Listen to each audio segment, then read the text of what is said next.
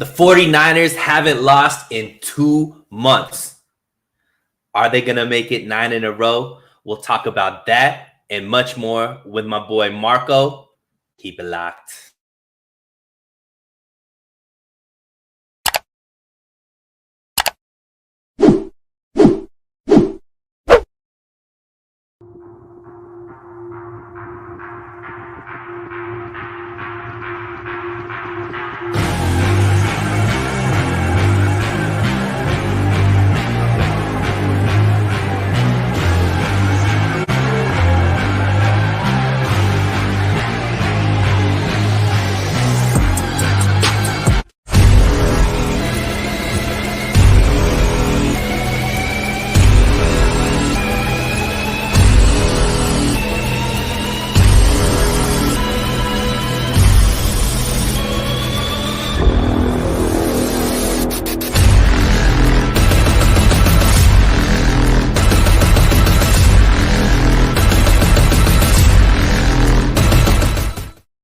What is up, fam? Thank you so much for tuning in to So Real Sports Talk TV. We got a real special one.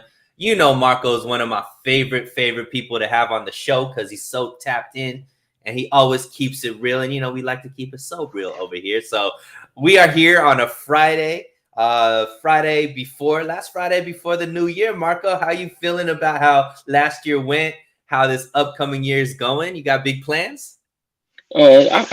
Last year was great, or this past year was a great one, man. Can't complain.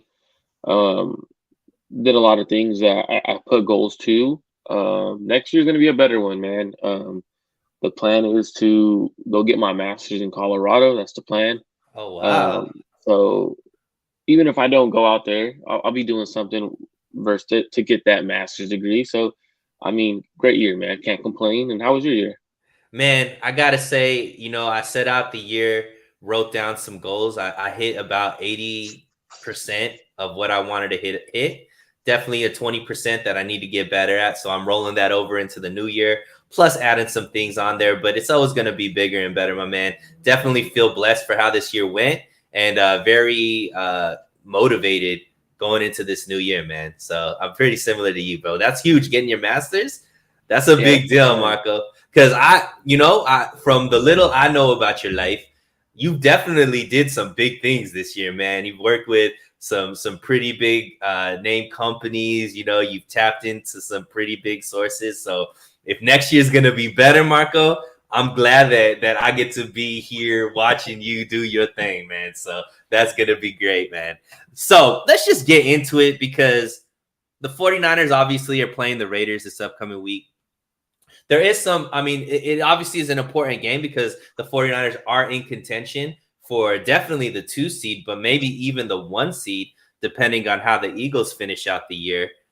But I think for the most part, most people think that the 49ers are going to be able to take this one. But give us what your thoughts are about the 49ers versus the Raiders. Is this a game that you feel like is just going to be an easy dub for the 49ers, or is there something they need to look out for?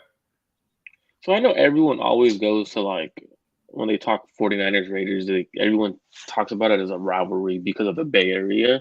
Mm-hmm. I don't see this as a rivalry, but there is that connection, right? Like there is that still like, oh, this team stayed in the Bay, this team moved. You're gonna have like that fan base rivalry. But I also think the Raiders are kind of dumb for benching Derek Carr because he wasn't the issue. He was playing good ball. I mean, for what he has, obviously he has Devontae Adams and everything, so he had a lot. Darren Waller wasn't there for a good section of the year. No Hunter Renfro, which was Derek Carr's security blanket. But when you take a look at what the Raiders are, they're not as bad as everyone thinks. Like they're a decent squad. Like, they have decent players on their team. Chandler Jones, I believe, just went to the IR. Denzel Perryman just went to the IR. So they have dudes on their team. It's just a matter of can they put it together. And when you're playing the best team defensively, I don't think Niners are the best team offensively, but when you're playing the best team defensively, it's kind of hard to do that with Jarrett Stidham. Like Right. realistically, I don't expect the Raiders to do much with Derek Stidham, but they better feed the living crap out of Josh Jacobs. Like there's no other way to put it, no other way around it. You better feed, even if you can't run the ball, feed Josh Jacobs. It'll help you in the long run, I promise. Um, I think it's going to be a little closer than fans think, only because it's a new year. Um, in terms of 49ers got to travel on Saturday. They're checking in on their families. Like even if players like Kittle are saying, "Nah, I'm going to bed early. We're going to bed early." Come on, man. You're checking in on your families, making sure your family's okay.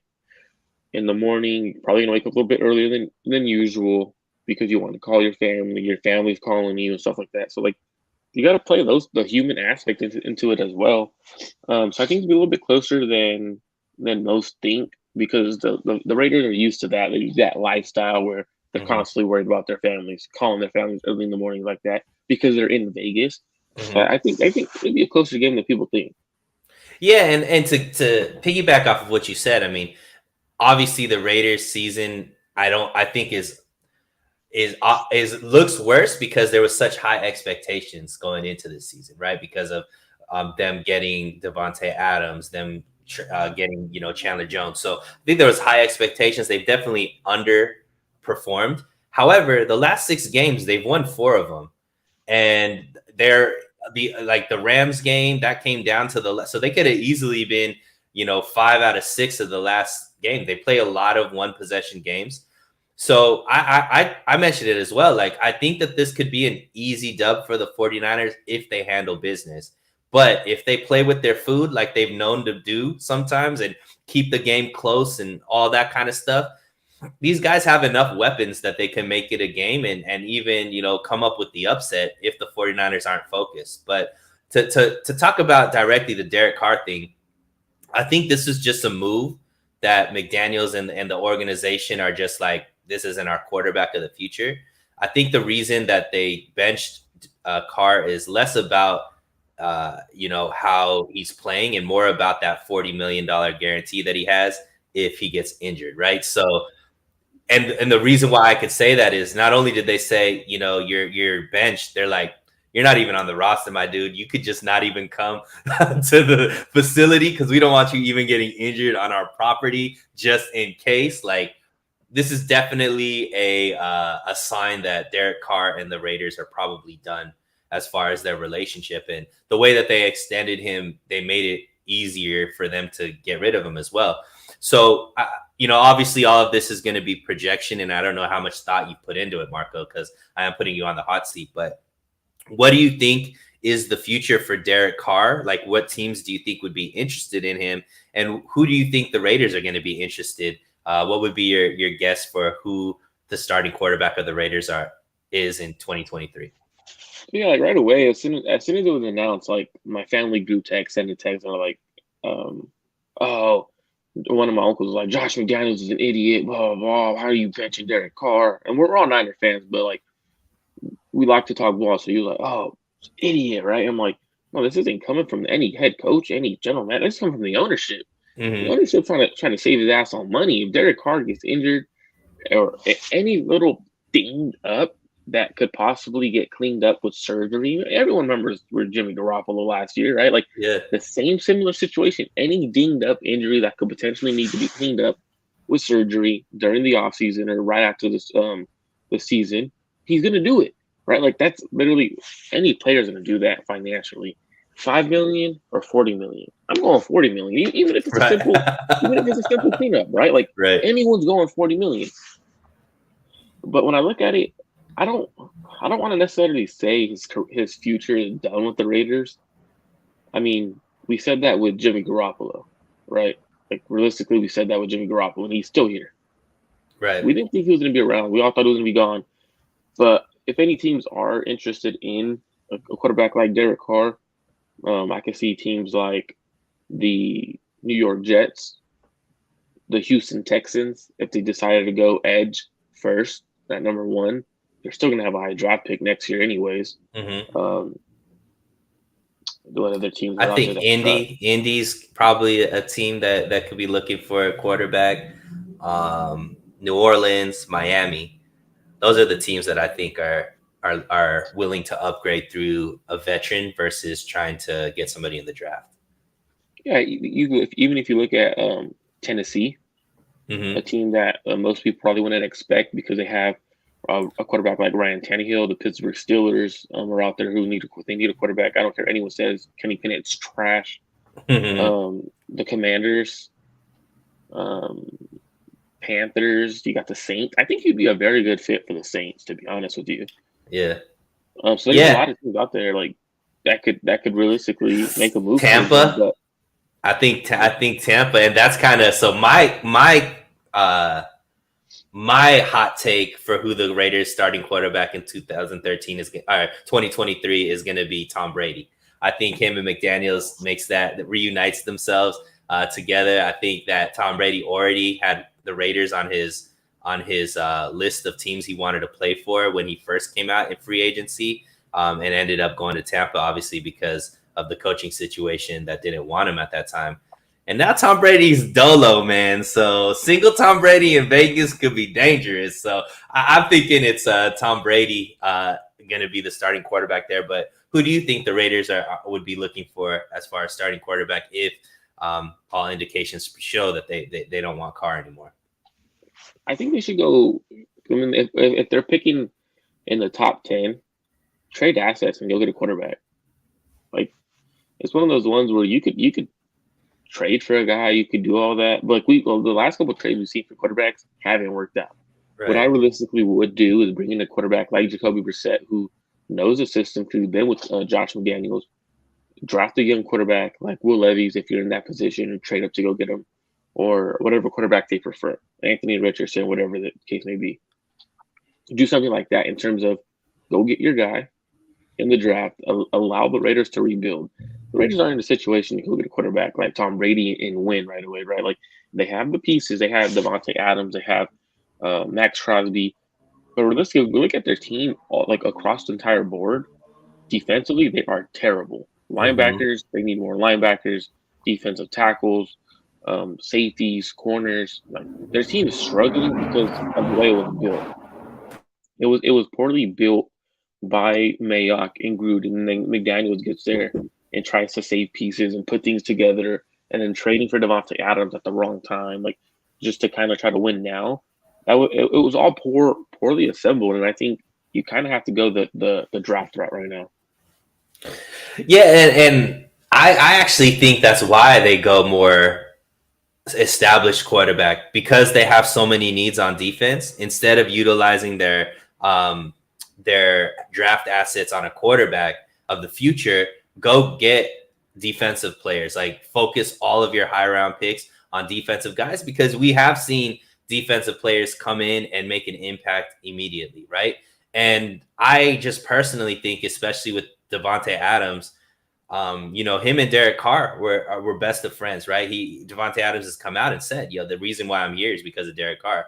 So you could lose a guy like that if you decide to get rid of Derek Carr and then bring in, subpar quarterback play or just average quarterback play. But if you bring in a guy like Tom Brady, a guy like Aaron Rodgers, who might be available through trades and stuff like that, at least those are quarterbacks that any receivers are gonna uh, they're gonna have respect for and believe that they have a shot and an opportunity to get their stats plus be able to win in every single situation. So that's why I think even more than anything, like they go for an established quarterback versus somebody through the draft.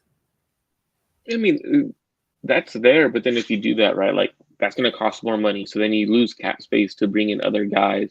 If you bring in a bunch of rookies defensively, your defense is not going to get much better year one unless you're getting Mm-hmm. a guy like Nick Bosa or a guy like Keenan Williams. But even then, it took a year for Keenan Williams to get to par. So like realistically, they're probably not going to be able to get that dude right away. So realistically, what I would do if I was the Raiders is kind of build through the draft in a way where go get your quarterback because you shouldn't be drafting in the top 10 every year. Um, and the fact that they're probably going to be drafting top 6 to 7, possibly could get to number 5. I would go get a quarterback right now. Like it's really Yeah, I don't know I actually don't think they have that many draft picks this year. no, they Oh don't wait, they did. actually. You know Okay, what? and in the top. They actually kept all that. I thought they traded away their draft picks for Devontae, but they have their first, second, third, and fourth this year. So yeah, so they'll still be able to pick this year. I guess they traded futures, but yeah, I mean it is going to be interesting to see because you do think that with the amount of stars that they have, that team should be playing a lot better. And usually the solution in those type of situations is better quarterback play, but we shall see. But I know you said it's going to be close, but you still think the 49ers get the dub? Oh yeah, 49ers get the way the defense is playing. It'll be hard for the 49ers to lose this game. To be honest, defensively. I agree. I agree. So now I want to talk about some juicier stuff because I don't think the game is as juicy this week. But let's talk about Nick Bosa, man. Obviously, Nick Bosa broke his own sack record last game. He's playing amazing, leading the league in sacks. Definitely the anchor of the 49ers defense. Do you think the season that he's putting up, Marco, is good enough to be Defensive Player of the Year? Or is there another name out there? Some people have mentioned Micah Parsons. There's some other guys out there that people are talking about. Is this the year that Nick Bosa becomes Defensive Player of the Year? I believe so. So beginning of the year, right before Nick Bosa started taking off, it's probably like week 6, week 7. I thought Michael Parsons was Defensive Player of the Year. He was leading the league in sacks. He's also playing like that linebacker role.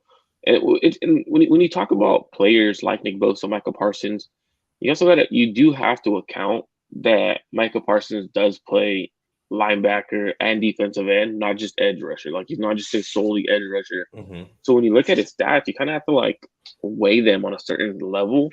But what Nick Bosa provides his defense, 17 and a half sacks on the year. It's not just sacks. He's a run defender, extremely great run defender. He's starting to lead the team like as a true leader. I would definitely say Nick Bosa is the Defensive Player of the Year. But when people make the argument that Michael Parsons is the Defensive Player of the Year, I could see the argument. I really can. Like I understand where they're coming from. So Michael Parsons has, I believe, one more game on the season because they just played Thursday night. He only has 13 sacks on the season. Nick Bosa potentially gets to 20. If Nick Bosa gets to 20, there's no way he loses it. There's no way. Yeah, I agree with you. And I mean, obviously, Michael Parsons has the opportunity to fill different stat boxes than Bosa does because he drops into coverage every now and then, right? So he has more pass deflections, he has more, pass breakups, things like that. And, I guess if you were to talk about who's doing more on defense, there's an argument that I guess you can have that Michael Parsons does more defensively because he's able to drop back into, pass protection. However, there's a lot of things that I think get overlooked about Nick Bosa's game, right? Primarily, people just look at the sack production, and obviously he's number one there. But you mentioned it; he's a great run stopper. He's a very sure tackler behind the line of scrimmage, and there's so many pressures that he's able to do that manufactures turnovers, that manufactures sacks for his teammates. So as far as his impact on the defense, it's hard to argue against him being Defensive Player of the Year because other people on the team are having such a great year because of him. I don't think Charles Omenihu is having the year that he's having unless he's on the line with Nick Bosa. I don't think that Kevin Givens or any of these guys that are probably going to go out and make big money next season, I don't think they have the stats or they put up the type of year without Nick Bosa. So even though Nick Bosa doesn't directly get the stat line for guys like Omenihu, Givens, anybody else that's lined up alongside with him, and even the secondary with their interceptions and their pass breakups and stuff like that are due to the quarterbacks being rushed because Nick Bosa is back there. They're seeing him in their peripherals. He doesn't get those on a stat line, but he's still making that kind of impact. So I think that he should be Defensive Player of the Year. And I think that there should be very little argument against it because of the impact that he has on this defense. I absolutely agree, and I understand why the Michael Parsons argument's there, but it's not enough for me to be convinced that Nick Bosa isn't Defense Player of the Year. Yeah, and you usually, I know in the NBA, whenever they pick the MVP, it's usually the best player on the best, like the team that has the best record. So if you're kind of doing that, the best player on the best defense in the league should be the Defensive Player of the Year, and hands down, the best player on this defense is Nick Bosa, and that's saying a lot because I'm saying that's saying a lot because Fred Warner's on it. I think Mooney Ward has had a great year. Obviously, Talanoa Hufanga has had a great year. Dre Greenlaw's had a great year. But I think most people, 99 out of 100 people would say Nick Bosa is the best player on this. And then Marco would be here saying Fred Warner is the best defensive player. But yeah, I agree with you. I think we both agree that he's going to be Defensive Player of the Year. Now I want to get a little bit spicy with you, Marco. So I put up a tweet. And you're actually somebody that I talk to quite often about this. But I put up a tweet about who the real what the real reason for the offensive success that the 49ers have had over the last, let's say, the 8-game win streak. And I do agree that, Brock Purdy has elevated this team. But I think that a lot of people are acting like this offense was stagnant before Brock Purdy came in. And that's just not the truth. I mentioned that I think that CMC coming into the team has had the biggest influence. And I go back to ever since he's had a full week of practice, this team hasn't lost. So to me, that's a big indication that, hey, maybe this guy has something to do with how this team is. But you're much better at the X's and O's, and you're way more tapped in as far as just NFL overall. Can you talk to, on an X's and O level and just overall schematic level, the impact of CMC to the 49ers and why they're having so much success with him in the lineup? So before the 49ers traded for Christian McCaffrey, they were 20th in points scored. I wrote an article on this actually, I want to say like yesterday or something like that. And they're 20.7 points. So they're 20th in points per game scored. And then when they traded for him, they jumped all the way to 8th, right? Like they started scoring like 28.7 points per game. They were clicking on offense. And it wasn't because the quarterback plays. So like when you have a safety net and a guy who could check the ball down to, it's a gravity pull, right? Like when you have a guy like Christian McCaffrey, your eyes are constantly going towards him because he could take a check down 80 yards. He could take that check down 100. Like, dude, he could do what he could do in the offense is outrageous. He can line up in the backfield. He could run the wheel routes. You can line up as a receiver. He could run any route realistically. Like he is a great route runner. So when you put Christian McCaffrey on the roster, what it was doing, it was allowing was for Kyle to use. Everyone forgot that when Kyle started using his 3-by-1 sets, which is three receivers, one receiver on the other side, what he would do is a 2-by-1, and then he would have Deebo Samuel in the backfield and having Deebo Samuel run routes out of the backfield. He was able to do that because of Christian McCaffrey's ability to run routes, Christian McCaffrey's ability to be a receiver. And to me, that's what I started noticing was like, whoa, like what Christian McCaffrey is doing for the 49ers right now is more impactful than what Deebo Samuel has done. Because remember when Deebo Samuel was the wide back, everyone was like, oh my God, he's so impressive what he's doing as a running back and a receiver. Well, what Christian McCaffrey is more impressive than that because he's a true running back. So he understands how to read holes, his vision and everything like that. But he's also, in my opinion, a better route runner than Deebo Samuel.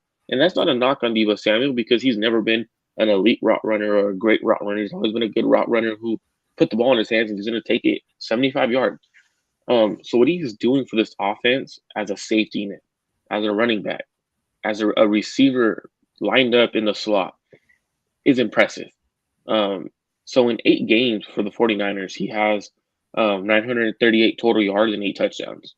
130 rushing attempts, 580 yards, 5 touchdowns. He's caught the ball 43 times for 358. Since then, Niners are 8-0. I mean, you could say it's Brock Purdy, but I'm definitely 100% going with since Christian McCaffrey has gotten here, Kyle Shanahan has been able to do anything and everything he wants with his offense because of the running back, the vision he has, the ability to hit those outside zone runs, the ability to hit the inside zone and know when to cut it back, the ability to um, just have him run a simple Texas route and take it 60 yards. Like the simplistic stuff that Kyle's been needing in a running back, he has it with Christian McCaffrey. But everyone's giving the credit to, for a little while, it was Jimmy Garoppolo. And now it's Brock Purdy. And I'm looking at them, I'm like, it's not what they're doing. It's really not. It's more credit. I give more credit to Christian McCaffrey than the quarterbacks, unfortunately. And don't get me wrong, the quarterbacks aren't playing terrible. They're not playing great. They're playing good football. They're not playing the exceptional football that fans are saying, in my opinion. Yeah, and we'll get into that because we'll talk about Brock Purdy here pretty quick because I like your balanced analysis of him. But yeah, I mean, it's night and day, Marco. You mentioned it kind of from an X and O standpoint, but just you look at stats overall. Before CMC was integrated into this offense, the offense was averaging 18 points per game, and now the offense is averaging 28 points per game. So there's a big shift in that. And when you talk about just how CMC makes the game easier for quarterbacks, well, what's one of the biggest knocks on Jimmy G is always his ball security. Well, Jimmy G wasn't throwing any interceptions when CMC was back there, right? He went through his biggest streak, 4 games with 0 interceptions, right? And is it because Jimmy G all of a sudden learned how to play football, at a higher level? All throughout the media, people were talking about how great Jimmy G looks and this is the best football he's ever played. Well, what changed? You know what I mean? And obviously, I think that CMC, I agree with you, is the biggest thing. And you think about it, Kyle Shanahan has never had this type of talent as a running back in his offense ever in his history. And this is going back even to his coordinator days.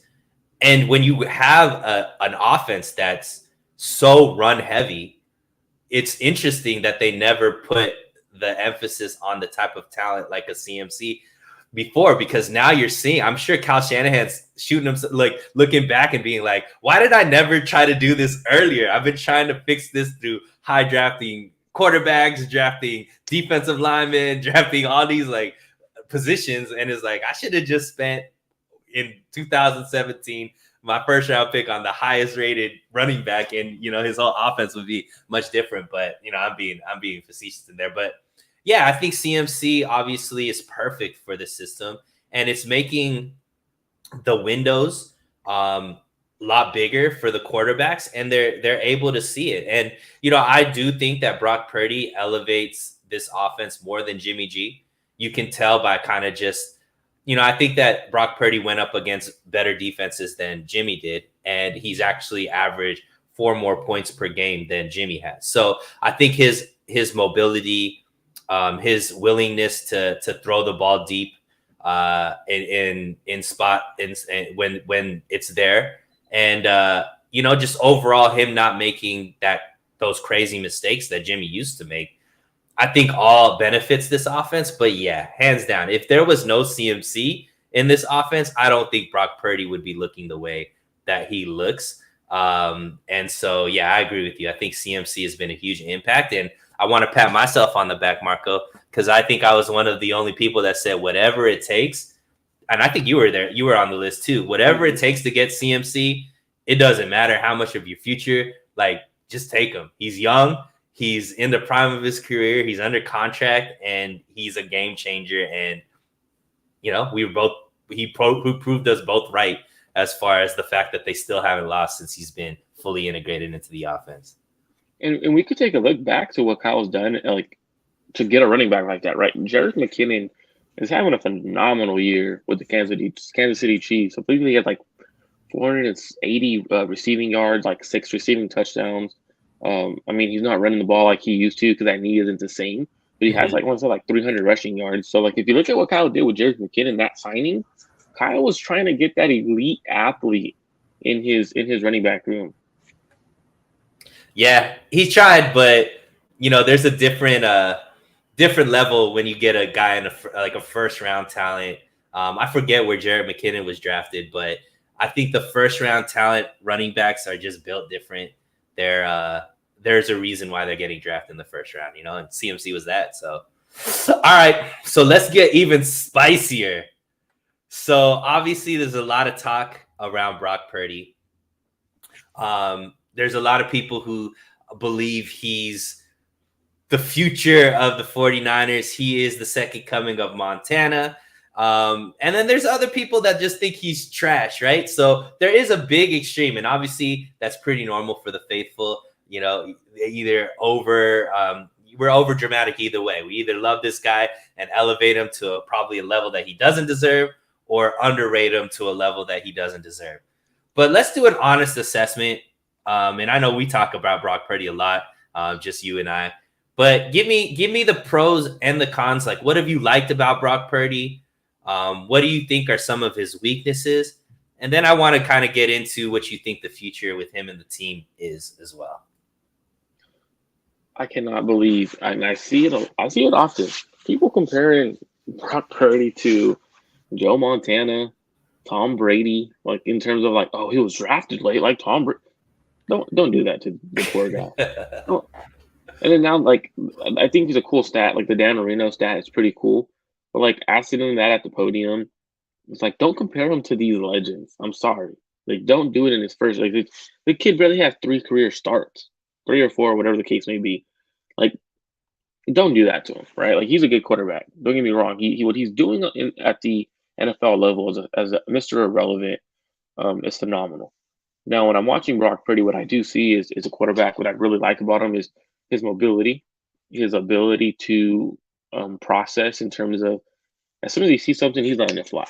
Even if he doesn't have the arm strength for it, he's attempting that throw. And those are the things that we didn't see Jimmy Garoppolo do, was at least attempt the throws. He would see them, but he just wouldn't throw it. He would double clutch and then check it down, right? And like with Brock Purdy, as soon as he sees it, he's just setting his feet and ripping it. And that's something that we don't normally see in a quarterback. But things I do see is between, like, he likes to push the ball downfield towards the left side of the field. So even before the Commanders game, everything deep towards the middle of the field, anything 20 plus yards down the field in the middle area of the field was below league average in terms of passer rating. He doesn't have a passer rating towards the right sideline, like the right side of the field, because he doesn't throw that way. So what I've been noticing is he's putting on a little trend if he likes to go to that left side. I don't know if it's because of what Kyle's calling, but I've been trying to put things together. But he doesn't really care for that right side of the field. It's mainly the left side of the field. And then due to the touchdown of George Kittle, the middle of the field, his passer rating went up extremely because it was a deep touchdown. So when you take a look at things, I'm taking a look at what is he doing? What are the trends he's putting on tape? And you can't really get a trend because what he's doing is he's making those deep throws once or twice a game. They might not be hitting, but he's attempting them. And when you're attempting them as a safety, as a defensive player, I can't cheat. But now where you can cheat with Brock Purdy, and I started to notice this, is his arm strength.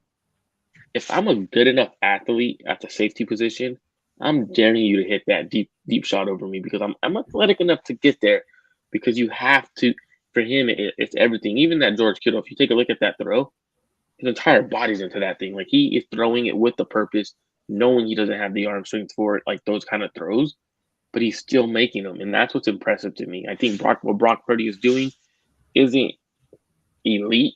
It's not like, oh my God, he's the best quarterback we've seen since Joe Montana, Steve Young. No, what we're seeing is the 49ers fan base realistically hasn't had a quarterback who's willing to throw those balls. If you take a look at, so if the 49er fan, I know the 49er fan base, if you talk to them about Jared Goff, they're going to say Jared Goff is the worst quarterback they've ever seen. Jared Goff is trash, right? Like, they're going to give you those sentences that he is terrible. But if you take a look at what Jared Goff has done in Detroit, he's doing what Brock Purdy's doing, maybe even more in terms of what he's doing. But the thing is with the fan bases, they haven't seen that from the 49ers quarterback because we've had Jimmy Garoppolo, CJ Beathard, Brian Hoyer. Like we've had shitty ass quarterbacks. So when this is an upgrade, a tad upgrade from Jimmy Garoppolo, and they're like, Jesus has came, like right, like that's what I see, and I don't think that's the case. Yeah, and let's talk a little bit because I know you obviously the knock on Brock to people that are paying attention and maybe not blinded by just the overall results is he does struggle with maybe his arm strength. But to me, I think the thing that he is elite at is his mentality. Like I think the fact that he's come in and played the way that he's played, the fact that he's able to still be very successful and elevate this team, with scoring against much tougher opposition than Jimmy is, even though his physicality isn't there, is his mind. Like he's very confident. He's willing to brush off a bad play and go out and make a better play the next time around. He's definitely galvanized this team.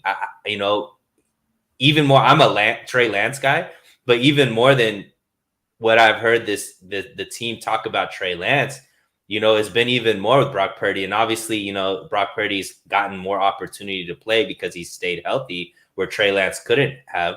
And Trey Lance never got a chance to play with CMC. But I think he's elite with his intangibles, the stuff that isn't, judged on a piece of paper. But, you talking about the left side to the right side. So he's a right-handed quarterback, obviously. You would, as far as arm strength, is it easier to throw to the left than to the right for a right-handed quarterback? Or is there anything like that that could be it? Or do you think it's just a preference? So I'd have to ask a guy I talked to, a quarterback coach. In terms of that, I don't understand the logistics of it. But if I was having to like explain on how I would throw a football, I think it allows me to put more velocity on the ball if I'm throwing to the left. I'm having to get my hips in there and like flip my hips harder. I'm having to generate more velocity, rather than most people would say your right side because. I mean, that's your throwing side and everything. But I don't know. I'll talk to a quarterback coach for you on that one, and then I'll get back to you on that. But I would assume it would be something about like the way the hips flip and your velocity you'll be able to get on throws, the power you're generating from your hips.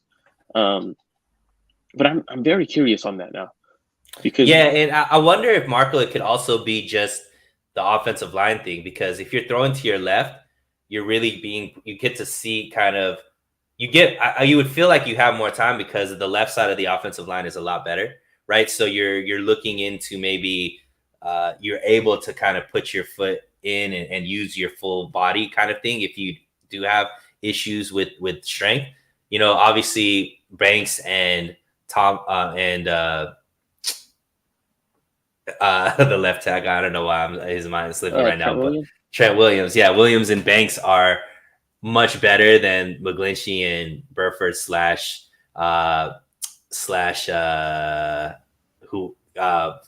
man, I'm flipping on all the names right now, but the right side of the line is definitely weaker than the left side line. So I don't know if that has something to do with it, but yeah, it would be interesting to see. Or maybe it's who lines up on the left side. I don't know. I know one of the plays that elevated his passer rating for the left side from like the 10 to the 20, like 10 to 20 yards was the play action boot where he had wide open George Kittle. So like stuff like that is another reason like you see like the passer rating in that area jump, right? Like it's wide open throws that are available because of the play call. So like when I'm taking a look at it, like no, there's no one the second touchdown that George Kittle had where he was, or was it the first one where he was like, no one was next to him for like 10 yards. Mm-hmm. Like those are throws to me. Like I could go out there and make that throw realistically. Like I can make that throw. I might not be the prettiest thing, but I'm going to be able to put it on him. So that's like when fans are like, oh, that was amazing. Yeah, it was an amazing play call. Like realistically, we were able to see Nick Mullins do that. Fans think Nick Mullins is trash. Yeah. Like to me, so like that's the thing. Like, and I'm not comparing Nick Mullins to Brock Purdy for those who are gonna already know how some people are. What I'm saying is we've seen Kyle Shanahan be able to call those boot actions, those play action naked boots. He was able to do that with guys like Brock Purdy, did it with Nick Mullins, did it a few times with CJ Beathard. Guys with a little bit more mobility. And I think Mhm. that's the issue. Like people are starting to see, they're seeing wide open throws that are being hit, and they're mistaking that with elite level play. Because what I'm looking for an elite quarterback, because people were calling Brock Purdy elite, is the tight window throws, the big time throws, right? Like that's what I'm looking for. I'm not looking for the wide open throws. I know any quarterback should hit those. Can he make the tough throws? And I have not yet been able to see that. I mean, a few, but not enough for me to be like, this dude's legit. All right, well, let's kind of get into that because, this week's power rankings came out and the 49ers jumped to number one on the power rankings.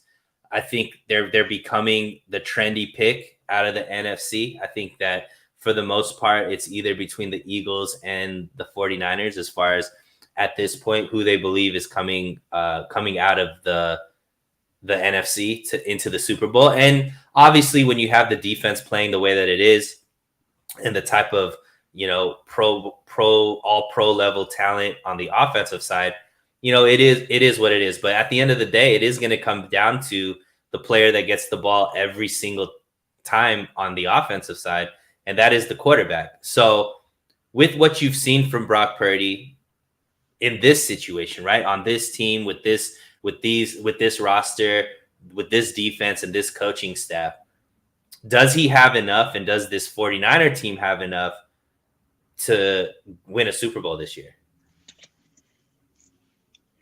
I hate when this question's asked. To be honest with you, I hate when this question's asked because one, as a 49er fan, I want to say yes. I want to go out there. Absolutely, they can win a Super Bowl this year. But then when I want to take the back seat, like take a step back and look at it like as someone trying to analyze football. Sadly, I don't think so. I really don't.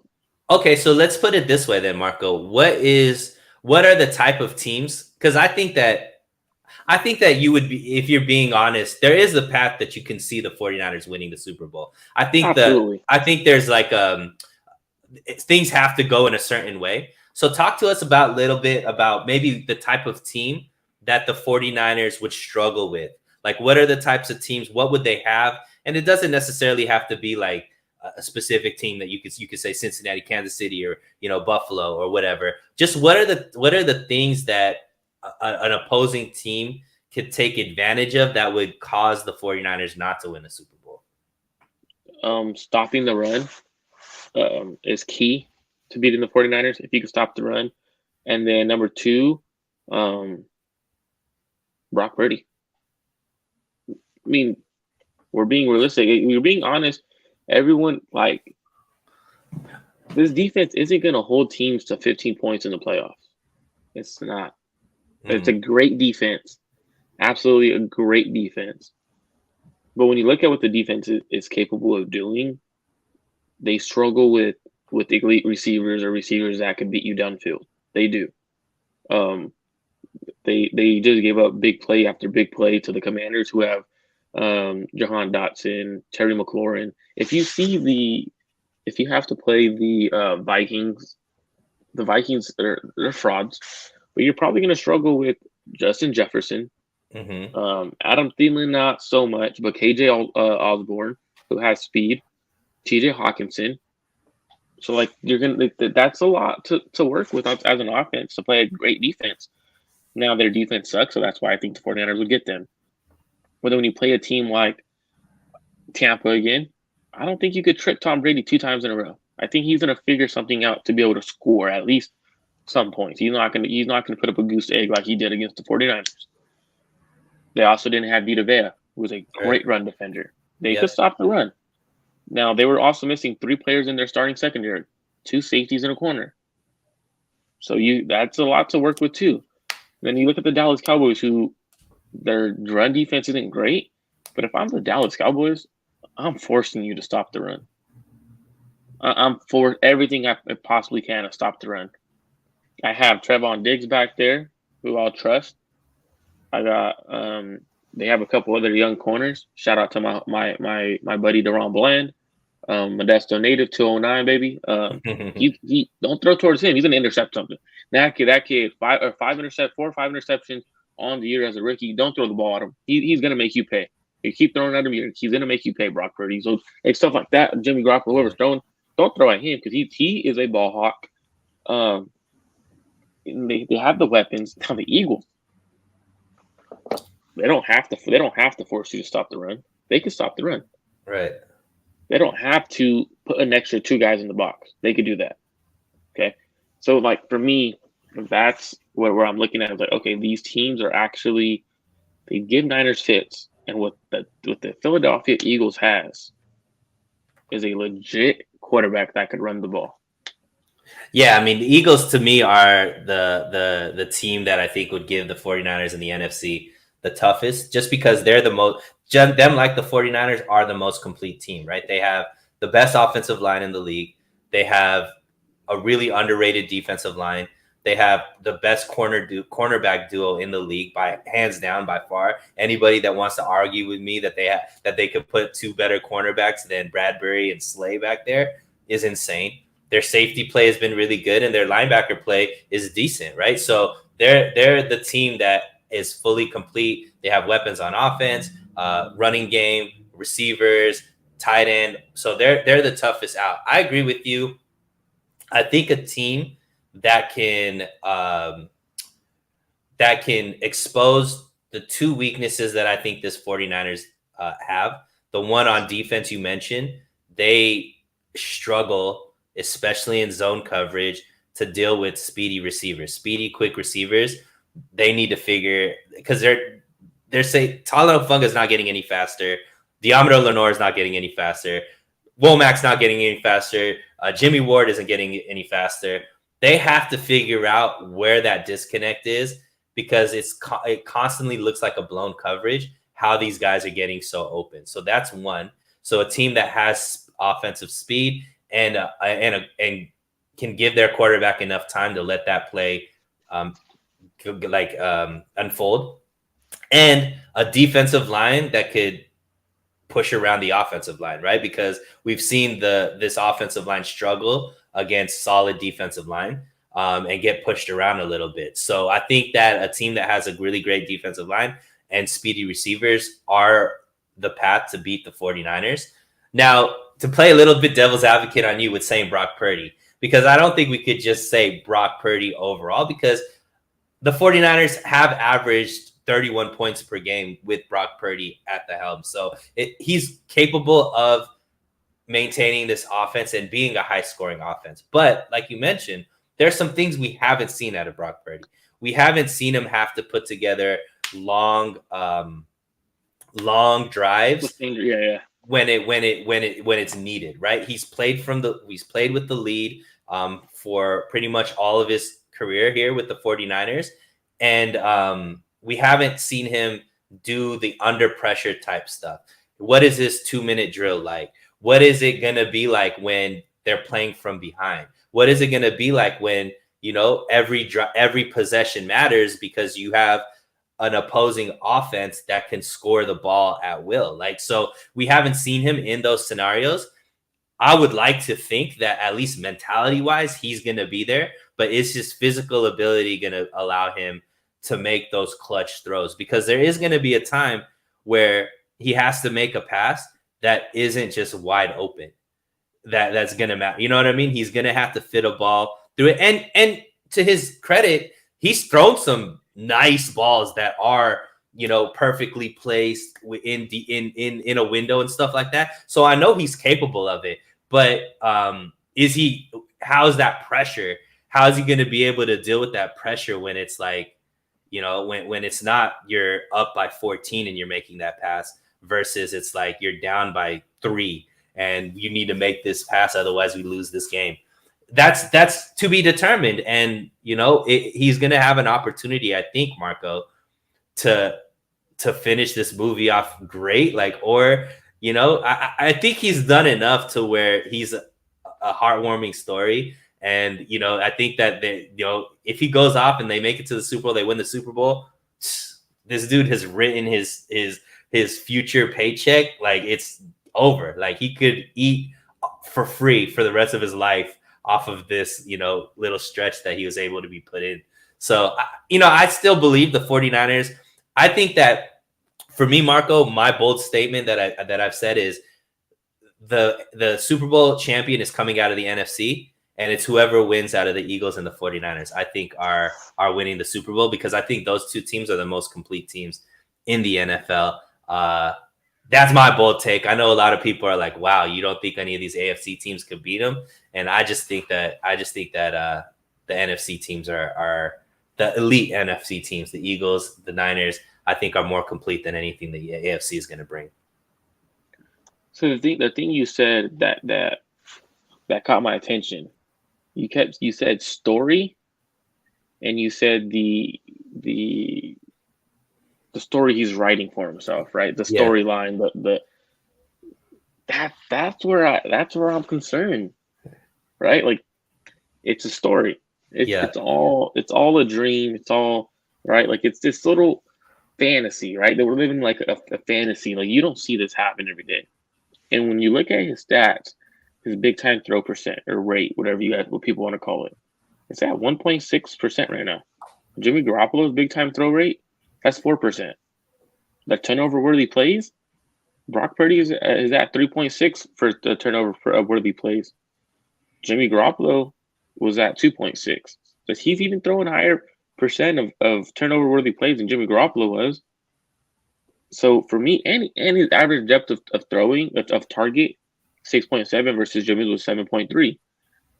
We complained about Jimmy Garoppolo turnover worthy plays and his ability to not push the ball down, his average depth of target, and his big time throw percent. When people were like, "Oh, he doesn't make big time throws," he's doing all of that better than Brock Purdy, right? But then we're sitting, like, people we'll sit here and we'll nitpick, right, at what Jimmy did, but then the fans won't nitpick what Brock Purdy does. So for me, I'm looking at him like, I don't know. I mean, forcing him to make tight window throws against a better defense, a team in the playoffs, they're not going to drop interceptions. We've seen Brock Purdy have about 3 interceptions drop, like just plain out dropped. That's not going to happen in the playoffs. It won't, unless you're Jaklowski Tart, but that's a different story. And look, Brock Purdy has done enough, to keep this offense looking good against, quality defensive teams. So to me, until those things show up, he's doing enough to be able to still look good. I personally think that this team can win a Super Bowl with Brock Purdy. But the question that I want to ask you, because you're the most tapped in guy to the 49ers that I know of, that I talk to on a regular basis, what do you think this team behind the scenes is saying about Brock Purdy? And obviously there's this big debate through the faithful that Brock Purdy is making Trey Lance expendable. Is that a notion that you've been hearing around the team, the front office, all the people that you're tapped into, or is that just kind of over dramatizing what's going on right now? It depends who you talk to, right? You're going to have those people who believe Brock Purdy's the future, and you still have those who believe Trey Lance is the future, right? So it depends who you talk to. There's a few that I talk to that say Trey Lance is still, as of now, the guy. They believe that if Brock Purdy doesn't win a Super Bowl, they'll let them compete. And there's also another guy that said, nope, they're going to try to trade Trey Lance. So it's still all depending on who you talk to and how they evaluate this team or how they see this team. I think it'd be stupid to trade Trey Lance. Absolutely stupid. You traded 3 first-round picks, whatever, to go get him. He has more talent. He has everything you wanted in a quarterback. So trading him would be stupid because we've seen one-year wonders before. Mm-hmm. So looking at Brock Purdy, is he a one-year wonder? I don't know. I don't even think he is a one-year wonder. I think he's having a 3-game stretch. 3-4 game So stretch. far, so far. Because you did mention if he doesn't win the Super Bowl, let's say best case scenario, 49ers win the Super Bowl, Brock Purdy's at quarterback. Does that mean there's no chance for Trey Lance becoming the starting quarterback next season? Oh no, it'd be in me as a fan of Trey Lance. I would think it's stupid. Well, let's talk. I just want you to go more, not from your belief, but what you're hearing. Because I think that's the biggest thing is like, we could think all we want, but what does Shanahan think? What does Lynch think? What is, whomever I get what else you're are saying. decision makers there? Is there a sense that maybe they found their guy in Brock Purdy, and especially if they go win the Super Bowl? I mean, just optics wise, it'd be tough to bench a Super Bowl winning quarterback. You know what I mean? So, what is the sentiment? And I always fall back on Trey Lance never has gotten this opportunity with this roster, especially CMC, to show what Trey Lance would look like in this offense, right? We saw Jimmy look better. We obviously see Brock Purdy looks great. We haven't seen Trey Lance in this offense. So to me, I would just assume that he's going to look great as well. However, I don't get to see him every single day. I don't get to see him in practice every single day. I don't know what the team thinks of him. It does seem like this team is galvanized around Brock Purdy. I don't know if that's just what, he's the guy of the moment, or if they believe like, hey, he's better than Trey. What have you been hearing overall? Let's say Brock Purdy does win the Super Bowl. Is he the guy? So I haven't asked that exact question, but pretty because it's you gotta get there before you ask it, right? If the 49ers in the Super Bowl, I'll ask the question. But even if they get to the Super Bowl, I think there's a good chance that he's the starting quarterback because he got them to the Super Bowl. But then it also depends on how much do you credit the defense for what happens during the playoffs. Do the 49ers do where Christian McCaffrey runs for 300 yards and the defense shuts someone down like Jimmy Garoppolo situation? Or is it a situation like Brock Purdy is slinging the ball, he's throwing for 300 and he's legit winning them the game, right?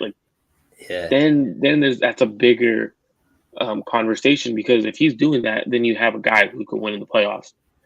I have try to ask if what happens if Brock Purdy gets them far, and it's more so than they plan on letting them compete against each other. And realistically, what they want them to do, they want them to compete against each other, and the best man wins. But it gets pressure gets to people when it comes down to, hey, well, Brock Purdy just took us to Super Bowl and almost won it.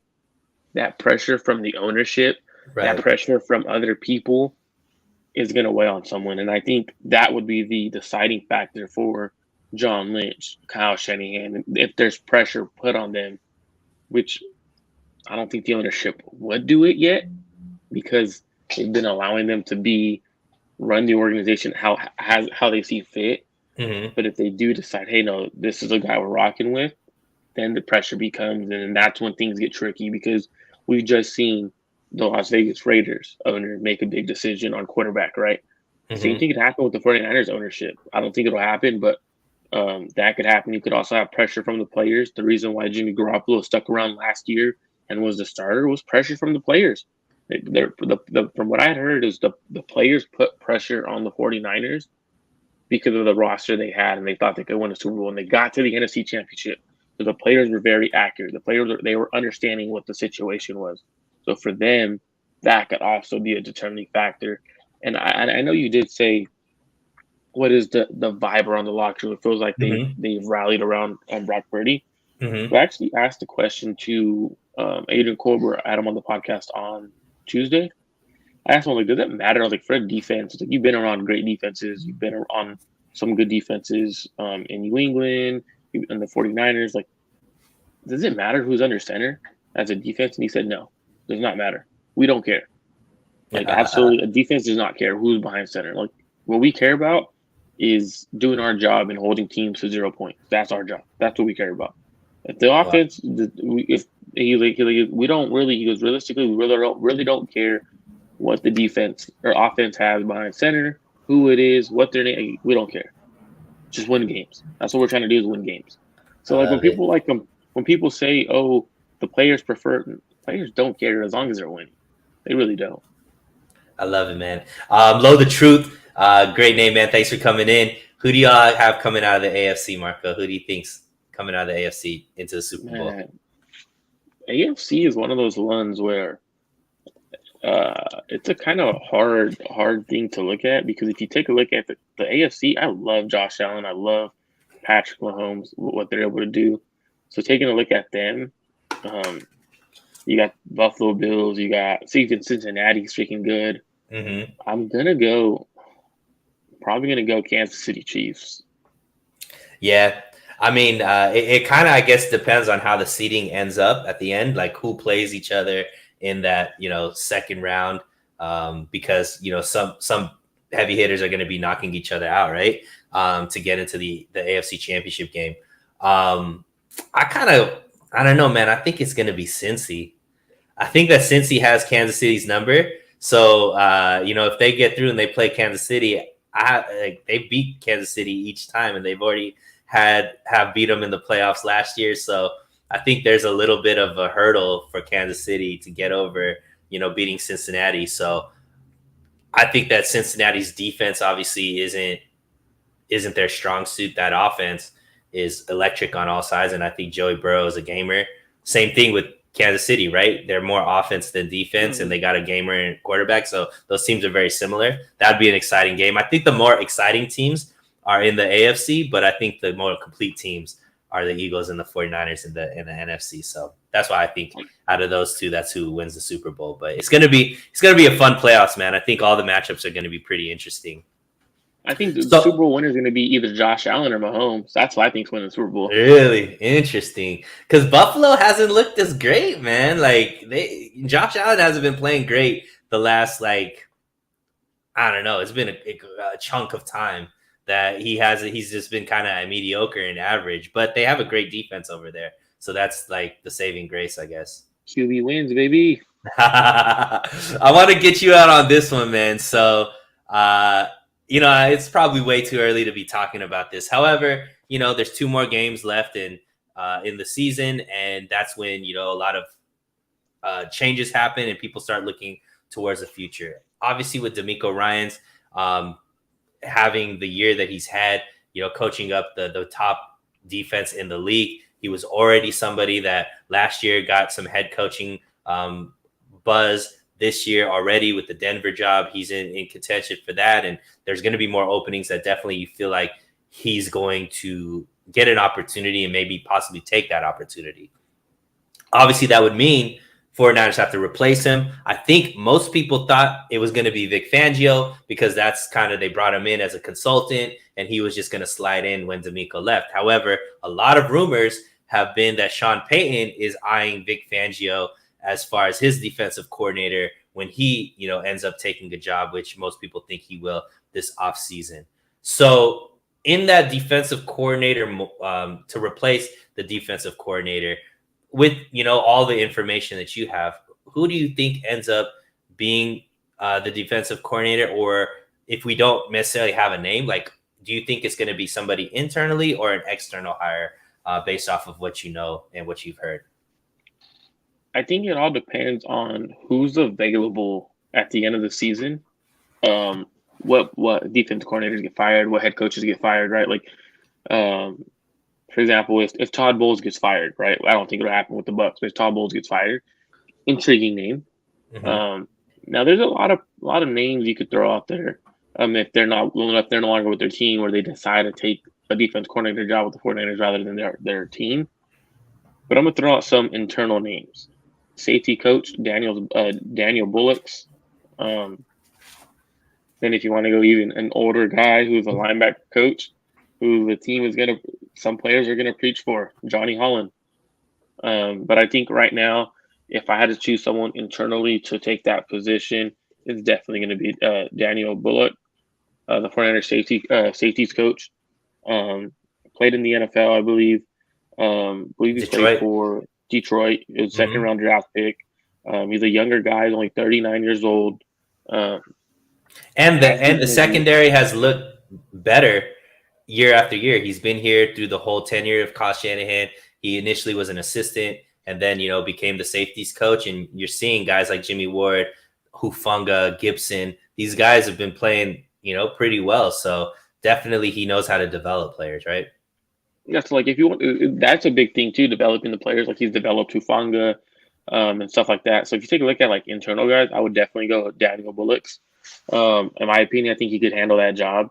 Um, but like it just depends who's available. College rank, NFL rank, like who gets. I don't know who gets fired. So like naming a guy, I'm like, oh, like that's the guy they're gonna hire is hard. But right now, I would not look anywhere elsewhere. I would go internally and I would hire Daniel Bullocks.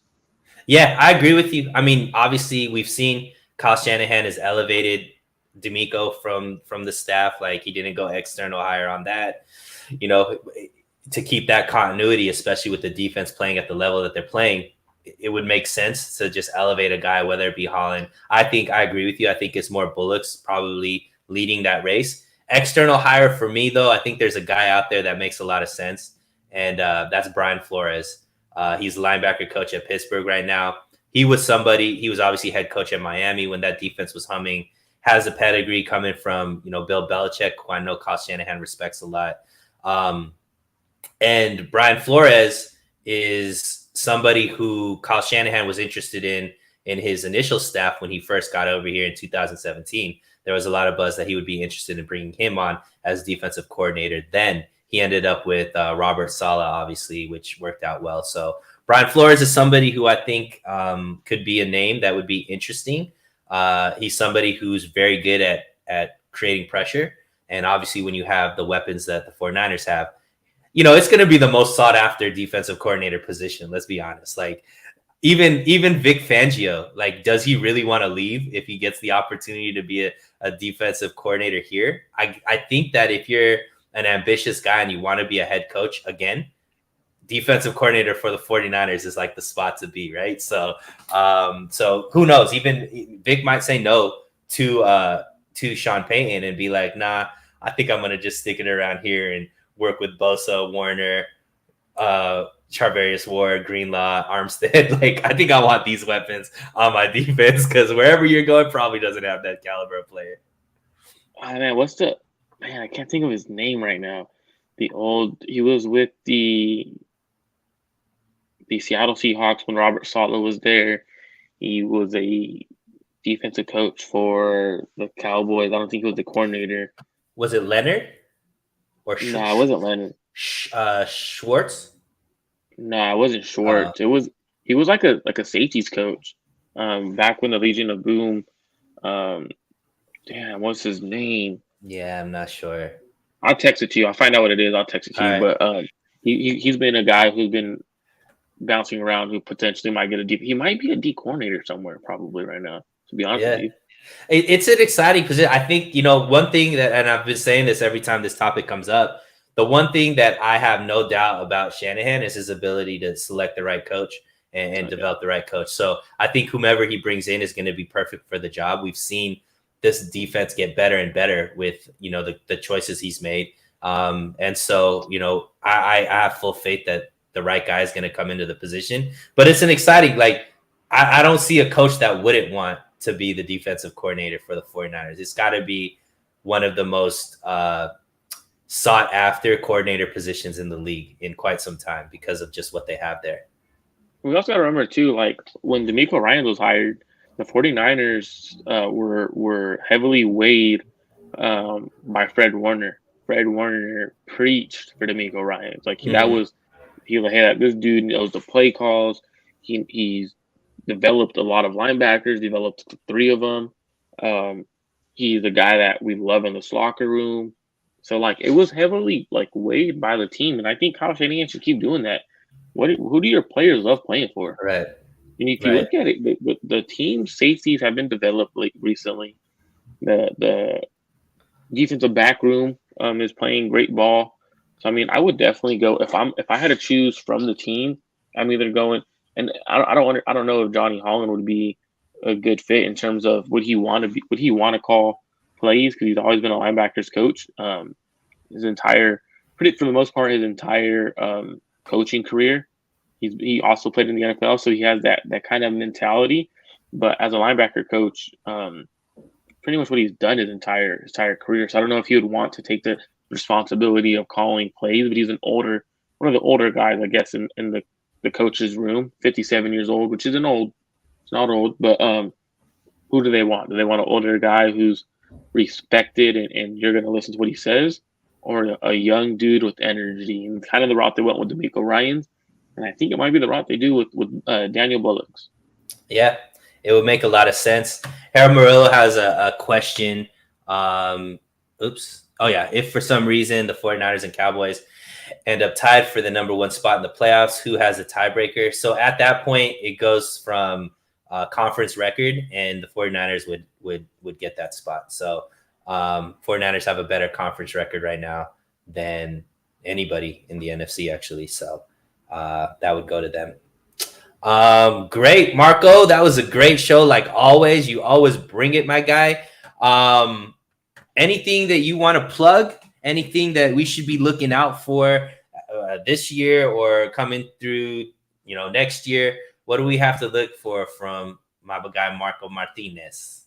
Not much, man. I'm just on Twitter. My podcast is 49ers Red Zone. That might be changing soon, depending on how things go about things. I might be trying to do a little bit more of a complete football centric, and then I write for All Cardinals for Stanford. So that's where you can find me. I love it, man. And everybody in the chat section, thank you so much for tuning in. This is probably going to be my last stream of the 2022. So I want to wish everybody a very, very happy new year. Make sure to stay safe and have a very prosperous 2023. Hope you guys are setting goals down, and mentally getting into the space to go out there and dominate next year. Get some momentum going on this year. And yeah, man, love you guys. We're going to have a great, great year coming up. Like I always say, stay safe, stay hydrated, and we'll talk again very, very soon. Take care, guys.